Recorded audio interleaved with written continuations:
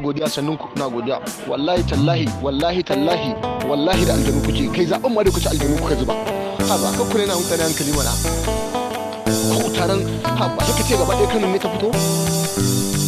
Bayan wannan magana ta wannan matashin dan jam'iyyar APC a jihar Kano magoyi bayan dan takarar gwamna a jam'iyyar wato Nasiru Yusuf Gawuna kan cewa da yayi mutane da suka tarbo Abbagidagida Yusuf bayan samun nasarar ta a gaban kotun koli wanda ya dawo garin Kano a matsayin sa na tabbataccen gwamna ba mutane kadai bane har da aljanu a fadarsa ya kuma rance da Allah. Duk a cikin wannan bidiyo za ku yi cewa shi ma kansa MC Ibrahim Sharukan wanda ya hasaran makudan kuɗi inda ya kama shaguna har guda 2 a filin Idi wanda daga baya Abbagidagida Yusuf a ƙarƙashin gwamnatinsa ya rusa wurin sakamakon rashin sayensu da aka yi a bisa ƙa'ida. Ya ce ya san ya yi hasara a wancan lokacin amma fa har a yanzu yana goyon bayan gwamnatin Abbagidagida Yusuf yana kuma taya shi murna akan samun nasara da yi a kotun koli. Kana yana kira da gare shi da jikan shi ya taimake shi akan wayancan hasarorin da ya yi na kayayyakinsa da kuma shaguna har guda 2 wanda aka rusa wanda ya riga ya kama haya a cikin kasuwar da aka yi a cikin bakon Idi ko kuma a filin Idi.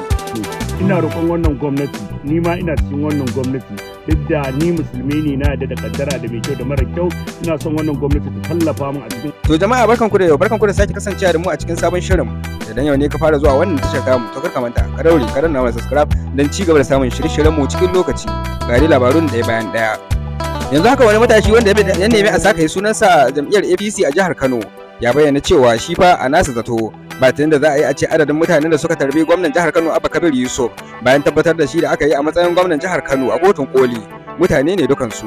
Ke taron ce da Allah lamarin ku ba ku kaɗai bane da kin na rance miki billahi la ilaha illa huwa da aljiru a lamarin ku. Ya ce tabbas ba iyakacin mutane bane domin kowa ya ga taron ya kuma rance da Allah ya ce har ta da aljannu akwai cikin wannan taron. Wannan matashin da ya koka sosai da irin yanda ya ga al'umma sun tarbo Abbagidagida Yusuf wanda yake ganin cewa gwamnati ta riga ta kubuce musu ya kuma ya rantsuwa da Allah cewa suna amfani da aljannu ne shine dalilin da yasa suka samu taron mutane kamar haka. Amma dai wannan maganar da yake faɗi dukkanin su zargi ce. Ta bangare ɗaya kuwa za ku yi cewa MC Ibrahim Sharukan shahararren MC na wanda aka fi sani da suna MC a cikin masana'antar Kannywood wanda ya kama yakuna ko kuma shagunan haya har guda 2 a ginin da aka yi a bakon Idi wanda gwamnatin jihar Kano ta rusa kan cewa ba a yi shi a kan ka'ida ba. Ya ce duk da hasarar da ya yi a lokacin da aka rusa ginin ba za ta sa ya daina son Abbagidagida Yusuf ba kuma gwamnatin jihar Kano a halin yanzu wanda ya ce soyayyar sa da Abbagidagida Yusuf raba. Yanzu haka dai ya jinjina ya kuma yaba kotun koli da ta tabbatar da shi akan matsayin gwamna ya kuma roki Abbagidagida Yusuf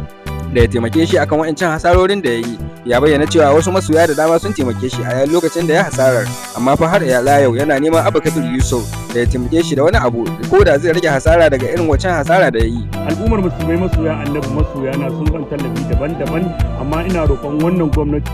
ni ina kaunar wannan gwamnati ta kwankwasiya kuma gwamnatin adalci. Ya MC Ibrahim dai ya ƙara bayyana goyon bayan sa ga gwamnatin Abbagidagida Yusuf ya kuma yabe ta inda ya tabbatar ma al'umma cewa gwamnati ce mai niyyar yin adalci sannan gwamnati ce ta masoyan al'umma Abbagidagida Yusuf inda ya jaddada goyon bayan sa akan wannan gwamnati. Da wannan rahoto muka zo ƙarshen wannan shirin idan yau ne ka fara zuwa wannan tashar ta kar ka manta ka daure ka danna mana subscribe don ci gaba da samun shirye-shiryen mu cikin lokaci. Mun gode da lokacin kallo a huta lahiya.